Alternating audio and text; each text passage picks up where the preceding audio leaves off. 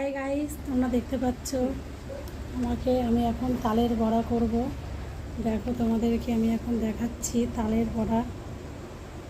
এখন তালটাকে আমি এই দেখো তাল, এই যে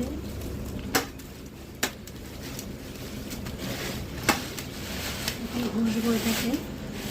এই দেখো গাইস, তোমরা দেখছো এটা হচ্ছে আমার মা এখন তাল ঘষছে আর আমি এখন নারকেল কুড়বো। মাকে দেয়া হয়েছে তাল ঘষার ডিপার্টমেন্ট।